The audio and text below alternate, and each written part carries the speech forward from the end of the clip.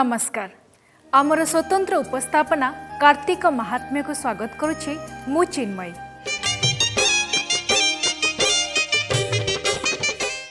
हिंदू धर्म रे गोटे वर्ष को 12 मासरे विभक्त करा जाइछि।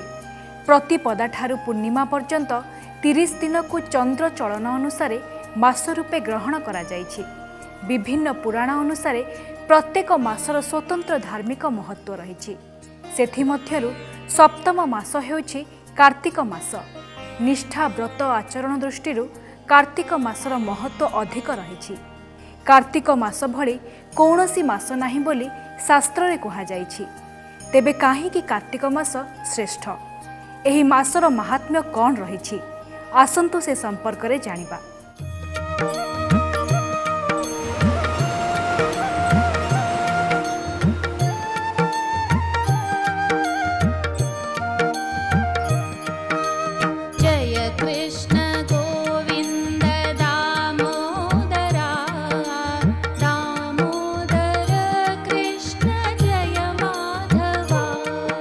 हिंदू धर्मधारा और परंपरा अनुसार कार्तिक मासर महिमा बेस महत्वपूर्ण।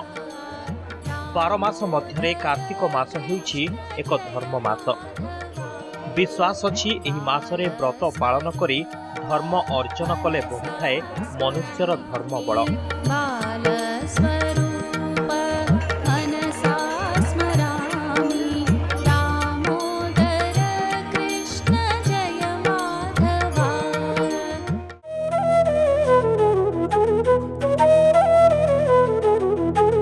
एही मास अन्य मास ठारू टिके नियारा।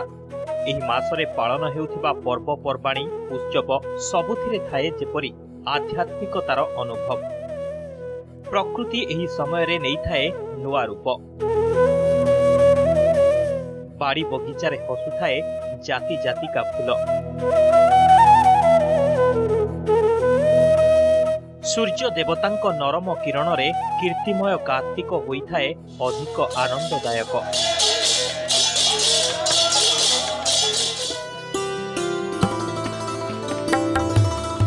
ऋतुचक्रर नियम अनुसार हेमंत ऋतुरे धराकू आसीथाए धर्म मास कार्तिक।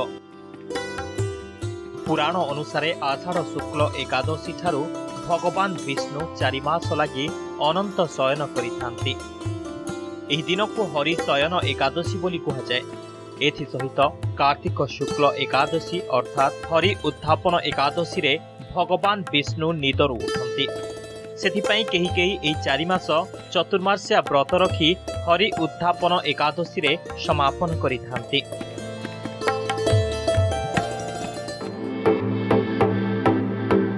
पद्म पुराण अनुसार कार्तिक व्रत आश्विन शुक्ल एकादशी ठारू कार्तिक शुक्ल पूर्णिमा पर्यंत पालन करा जाइथाए। तेबे नारद पुराण अनुसार कृत्तिका नक्षत्र युक्त चंद्रमास हेउछि कार्तिक मास। लोकमत एवं ओडिया पंजिका तिथि अनुसार कार्तिक मास साधारणतः कुमार पूर्णमी परदिन ठारू आरंभ होई जाए। एथि सहित स्कंद पुराण रे कहा जाइछि जे कार्तिक परी मास ही नाही, जेमिति गंगा परी तीर्थ नाही कि सत्य युग परी युग नाही। सेथिपाई कहा जाइछि न कार्तिक समो मासो न कृत्यन्न समं युगं। कार्तिक मासरे आमर जे कि कार्तिक जे कि शिव पार्वती मानस पुत्र कार्तिक कुमार कार्तिक से तारकासुर को वध करते। देवगण मान इतस्तत होते से शिवंकर पुत्र हाथ से वध हो कथा थिला। शिवंकर पुत्र जो योगी शिव तांकर पुत्र असंभव जानी तारकासुर दुर्दांत होता। किंतु पार्वती मानस पुत्र कार्तिक को जन्म देले से कार्तिक जाकि वैशाख मासरे तारकासुर को वध करते। से तांकरी ना रे से कार्तिक कुमार कार्तिक ना रे पुण्य कार्तिक मास स्थापन होइछि। पुराण कथा अनुसार भगवान विष्णु मत्स्य अवतार नहीं शंखासुर को बद्ध करथिले। आश्विन शुक्ल एकादशी दिन मत्स्य अवतार रे शंखासुर को बद्ध करी समुद्र रे लुचाई रखिथिबा 4 वेद को भगवान विष्णु उद्धार करिथिबारु सेथिपाई एही दिन ठारू कार्तिक मास आरंभ होइथाय बोली कहा जाए। पद्म पुराण रे वर्णित अछि कार्तिक कृष्ण बल्लभ। श्रीहरि अत्यंत प्रिय मास कार्तिक होइथिबारु श्रद्धालु माने देव मंदिर को जाई दर्शन करी पुण्य अर्जन करिथांती। तेबे देव मंदिर रे केवल विष्णु नुहंती, ब्रह्मा, शिव और अन्य देवादेवी को मध्य दर्शन करी निजर मानसिक पूरण करिथांती। व्रत और तप दृष्टि कार्तिकर महिमा स्वतंत्र। कार्तिक मासरे आराध्य देवता हेउछंती भगवान दामोदर। सेथिपई हविष्याली माने निष्ठार सह व्रत पालन करी मास जाक पुण्य दीप जालिथांती। ब्राह्म मुहूर्त स्नान पूर्वक राधा दामोदर पूजा करिथांती। केही केही एही व्रत मास सारा पालन करि न परिले भी मासर शेष 5 दिन व्रत पाली हविष खाइथांती। एहाको पंचुक व्रत कहा जाइथाय। खास करी एही मासटी व्रत पालन मास होइतिले मध्य एहाको उत्सवर मास भावे पालन होइथाय।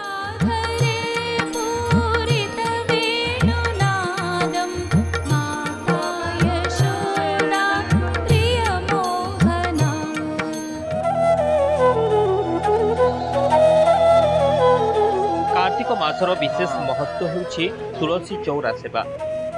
भगवती तुलसी विष्णुप्रिया अटंती। भक्तिपूर्वक तुलसी पत्र किंबा तुलसी मंजरी रे भगवान को पूजा कले अनंत पुण्य लाभ होइथाय। आम हिंदू धर्म रे कार्तिक मास होउछि सबुठु पवित्र मास।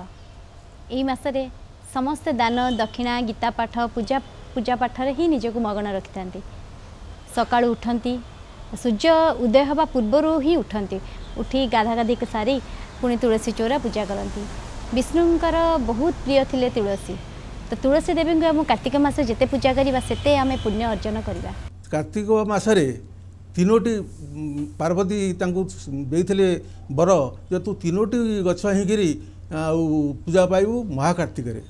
महाकार्तिक रे कोन तुलसी आउ धात्री जे कि अँला एवं मालती कहले जे जी से तुलसी सब बड़े प्रभु गलारे प्रभु मस्तक शोभा पाइब एवं अँला नवमी जो हम कार्तिक मासर नवमी रे अँला नवमी रे धात्री पूजा कले महापुण्य एवं मालती पुष्प जिते तुलसी सती से मालती फूल को जिते बड़े जगन्नाथ गलारे देव सेते जगन्नाथ शांति हे सुखी जाऊ जहाँ हो से मालती फूल को ग्रहण करेंगे। कार्तिक मास बड़ देउल रे दैनंदिन रीतिनीति छड़ा आउ केतेक स्वतंत्र नीति पालन करा जाय। सेगुड़िक हेउछि महाप्रभुक राधा दामोदर बेश, पंचुक बेश, बालधूप इत्यादि। एही समय रे दीपावली रे दीपदान, बोईत बंदाण, राधा दामोदर पूजा सांग को बड़ ओषा बा बालुका पूजा भी करा जाय।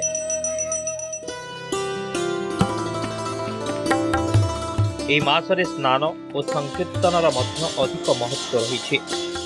पुरी महोदधि, हरिद्वार, वाराणसी आदि तीर्थक्षेत्र रे धर्म मासरे भोररू बुड़ पकाइबा पई श्रद्धालु माने एकत्रित होइथांती। ठाकुरंको नाम स्मरण, पूजन और कीर्तन द्वारा कार्तिक मासर महिमा और महत्व उच्चारित होई आसिछि।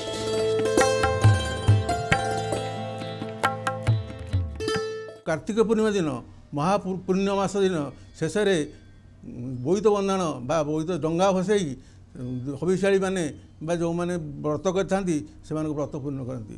आ गोटे कथा जे हविशाली जने जो विधवा महिला माने यही कार्तिक मास आरंभ जगन्नाथ मंदिर रे जाई शह शह हजार हजार संख्यार जाई राधा दामोदर पूजा करी सेमानकर अभिष्ट उन्नर आशा करथांती एवं ताकर मुक्ति प्राप्ति निमंते प्रार्थना करथांती। सबुबले आमर ए कार्तिक मासरे प्रतिदिन आमर सबु मंदिर रे शिव मंदिर रे राधाकृष्ण मंदिर रे भजन कीर्तन होता है। यही पूर्णमी की आमर रास पूर्णमी मध्य कहते। धर्म एकमात्र सखा जे मृत्यु परे मध्य सांगरे जाइथाए। कार्तिक व्रत आचरण करिबा द्वारा मनुष्यर धर्म बल बढ़ी थाए। 12 मास मध्यरे श्रेष्ठ कार्तिक श्रीहरिंकर अतीब प्रिय। एही मासरे हविष पालन करुथुबा पतिहरा माँ मानंकर गुरुत्व अधिक रही थाए। केवल जे सेमाने व्रत आचरण करती ताहा नुहे, बरं एही कार्तिक व्रत को आबल वृद्ध बनिता समस्ते करिपारिबे। नारदीय पुराण मतरे व्रत पालन समस्ते करिवे। सेथिपाई किछि नीति नियम रहिछि। स्नान, दान, तुलसी एपरि अनेक किछि।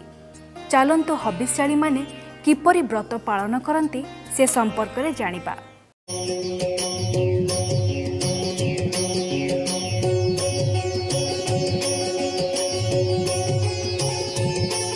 कार्तिक व्रत कार्तिक मासर प्रतिपदा ठारू आरंभ होई कार्तिक पूर्णिमा दिन उद्यापित हुए। व्रत आरंभ पूर्व तुलसी चौरा मूले ब्राह्मणों द्वारा संकल्प करा जाए।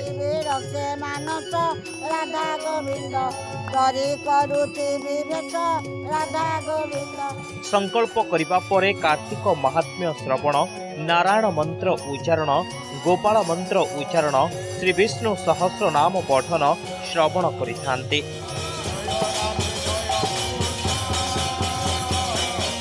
यापर राधाकृष्ण सम्मुखें आरती सह भजन कीर्तन करी निजको हजाई देइथान्ते भावभक्ति। प्रभुंक सम्मुखें कीर्तन करिबा परे व्रतधारी माने मंदिर परिक्रमा करिथान्ते।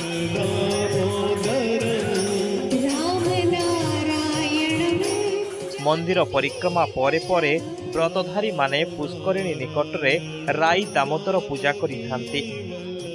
विधि विधान अनुसार वृंदावती निकटरे एही पूजा करा जाइଥାଏ। एही संकल्प आश्विन शुक्ल एकादशी दिन करिले बहु पुण्य अर्जन होइଥାଏ बोली विश्वास रही आछिछे।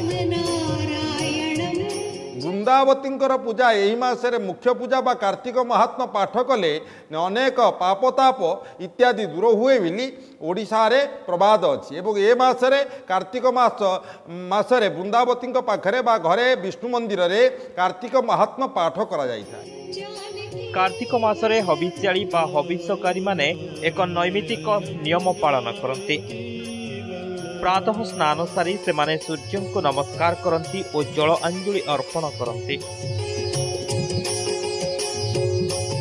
यापर देवादेवी दर्शन पूर्वक बर, उस्त, मालती, अँला इत्यादि वृक्ष को पूजा और जल लागी करिथान्ते। ए सबु वृक्ष गुड़िकर पूजा करिबा पछरे कारण रहिछे। बर एवं उस्त वृक्ष यथाक्रमे विष्णु और शिवंकर, स्थावर रूप मालती, अँला और तुलसी वृंदावतींकर धात्री रूप। व्रतधारी माने तुलसी चौरा मूलकु गोबर रे लेपन करी पंचवर्ण मुरुजरे विभिन्न देवादेवींकर चित्र यथा श्री जगन्नाथ, बलभद्र, मां सुभद्रा, तुलसी वृक्ष, विभिन्न फूल, आकाश दीप, पक्षी आदि करिथान्ति। सूर्यदेव को जल तर्पण करी सेमाने पूजा आरंभ करिथान्ति। यहाँ परे चौरा पूजारे खई, कदली, कमला, पिजुली आदि फल भोग लगी हुए। आमे राति 4टारू आसी मंगल आरती देखिबु प्रथम जगन्नाथ मंदिर रे। तापर एठू गले चौरा पाखरे आग मुर्ज पड़िबो। मुर्ज पड़ी सारा परे आमर सब अच्छे जो जति भोग हबार कथा एथरे मेन भोग होची कदली आ गजामुग, फल मूल जहाँ होइतबो, बालुका पूजा हम, तापर दामोदर बही पोला हम, से सब कौड़ी खेल हम, तापर सैला परे तापर कार्तिक महात्मा पढ़ा हम। सबुठार आकर्षण रही थाए पुड़ी पूजा, दही मंथन। व्रती माने मास सारा राई दामोदर को ही पूजा करिथान्ते। राई दामोदर पूजा करती ना वर्ष जो माने आम शैव पर श्रद्धा लोक बहुत प्रकार करुँच कितु आमर मानक ब्राह्मण घरे बेसी नियम थाए विधवा हेले एटा कृष्ण कि तो कृष्ण विष्णु व्रत श्रद्धा पर कृष्ण विष्णु व्रत करती विधवा सारा कृष्ण व्रत आम ब्राह्मण घरे बहुत करती। एवं तो बहुत श्रद्धा लोक करुँच आम करती। संध्या समय रे चौरा मूल दीप दान देवा परे आकाश दीप जालती। आकाश दीप प्रेत पुरुष बा पितृ पुरुषों प्रति समर्पित एक दीप। पितृगण को पथ प्रदर्शन एवं सेमानंकर शून्यगामी पितृलोक बा स्वर्गलोकर अंधकार पथ को आलोकित करिबा यार उद्देश्य। एथिपाई संध्यारे ब्राह्मणों द्वारा तुलसी चौरा मूल पूजा अर्चना करा जाई दीप प्रज्वलित करा जाई थाए। कार्तिक दीपदान, कार्तिक विशेषतः दीपदान, कार्तिक पूर्णिम दीपदान, कार्तिक मास सारा ही दीपदान हूँ सबुठ श्रेष्ठ व्रत।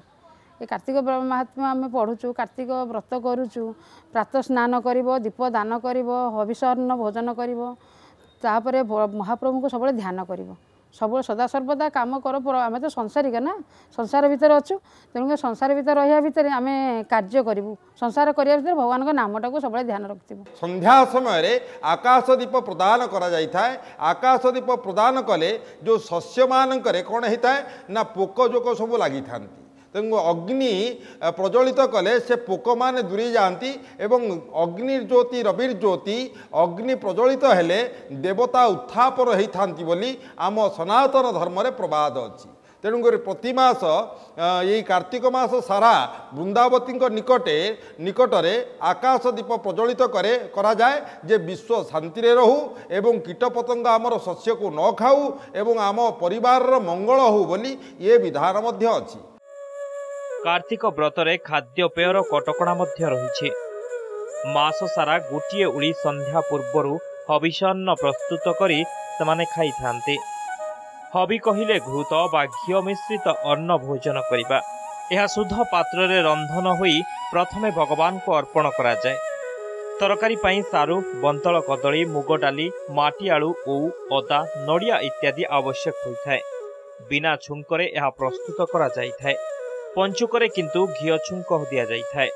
कार्तिक व्रतटा कृष्ण करू सका भोर गाधो तुलसी रे पानी दो सूर्य को पानी दो घरे राधाकृष्ण बसैकरी करूँ हविषअन्न करी खाइबू शोबू शोबा भी खटरे शुआबनी बेड्रे नड़ा पकई शोबू खाली मुग सारू कंचा कदली एति खाइबू आउ किछि खाइबू न गोटे टाइम हविषअन्न करी खाइबू। हविष्याली माने अँला नवमी दिन अँला गछ मूल भोजन करि थांती। एही दिन मध्य साखी गोपाल ठारे श्री राधांकर पाद दर्शन होइथाए। कार्तिक शुक्ल पक्ष एकादशी ठारू पंचुक आरंभ हुए। पंचुक समय रे घरे घरे व्रत पालन करा जाइथाए। विश्वास रही जे पंचुकरे बगपक्षी भी आमिष खाए नाही। एही 5 दिन कार्तिक व्रत पालन करिले असंख्य फल मिलिथाए बोली विश्वास रही। पूर्णिमा दिन सकाळु दीप दान और डंगा भसा जाइथाए। एक कथा मध्य कहा जाइछि जे जेते दर्शन जेते तीर्थ जेते जाग यज्ञ इत्यादि अछि से सबुर धर्म को एकाठी करिले कार्तिक व्रत धर्म सहित समान नुहे। अर्थात जाति गोष्ठी स्त्री पुरुष निर्विशेष रे ए व्रत पालन करा जाई परिबो।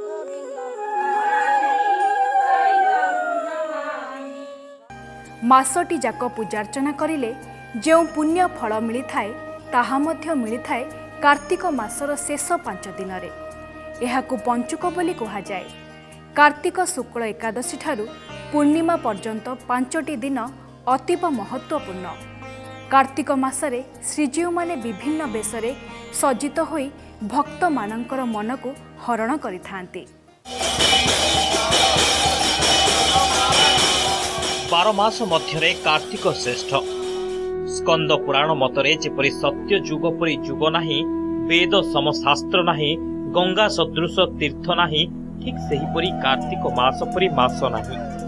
धर्म अर्थरे एही मासरे कार्तिक व्रत एवं शाकाहारी भोजन करा जाइथाए। एहाकु व्रतकालीन मानक पई हविषान्न कहा जाए। आश्विन शुक्ल पक्ष एकादशी ठारू व्रतर आरंभ होइथिले मध्य एहा संपूर्ण मास करा जाइथाए। जो माने पूरा मासटी व्रत करि न पारंती सेमाने कार्तिक मासर शेष 5 दिन व्रत पालन करिले पूरा मासर धर्मफल प्राप्ति होंती बोली विश्वास रही। एही शेष 5 दिन को पंचुक बोली कहा जाए। पंचुक को भिन्न नाम रे मध्य नामित करा जाइछे, यथा विष्णु पंचुक, भीष्म पंचुक एवं बक पंचुक। पुराण कथा अनुसारे महाभारतर भीष्म पितामह इच्छा मृत्यु बर पाइथिले।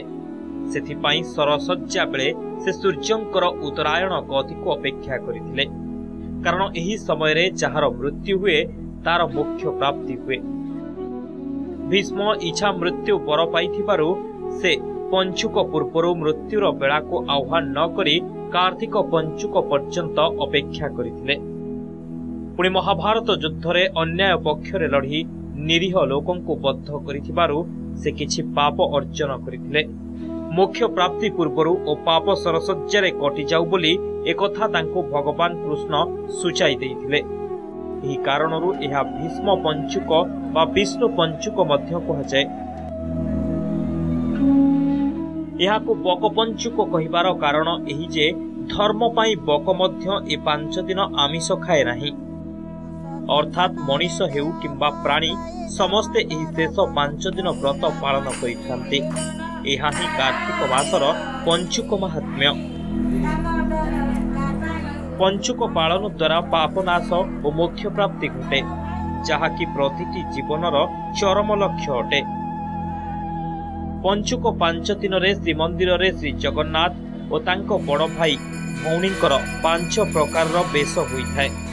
पंचुक शुक्ल एकादशी बा बड़ एकादशी रे लक्ष्मी नारायण बेश, द्वादशी रे बांकचूड़ा बेश, त्रयोदशी रे त्रिविक्रम बेश, चतुर्दशी रे लक्ष्मी नृसिंह बेश, पूर्णिमा दिन राजराजेश्वर बेश बा सुनावेश होइथाय। जो वर्ष पंचुक 6 दिन होइथाय से वर्ष षष्ठ दिवस रे श्रीजीव मानकर नागार्जुन बेश हुए। पंचुक शेष दिन ही कार्तिक पूर्णिमा। यह कार्तिक व्रतर शेष दिन।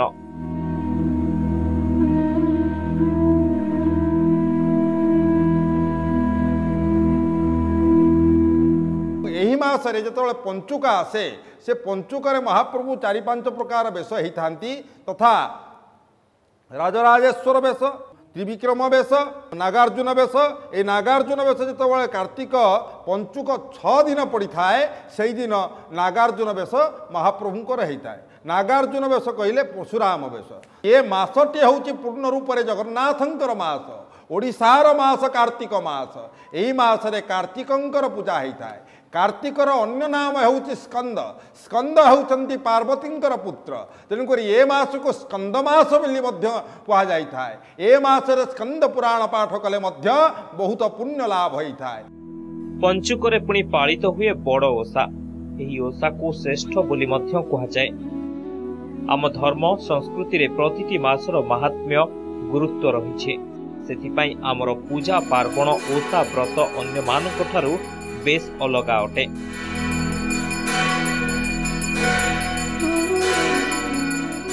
पुण्य मानक मध्यरे परम पुण्य मास कार्तिक, पावन मानक मध्यरे परम पावन।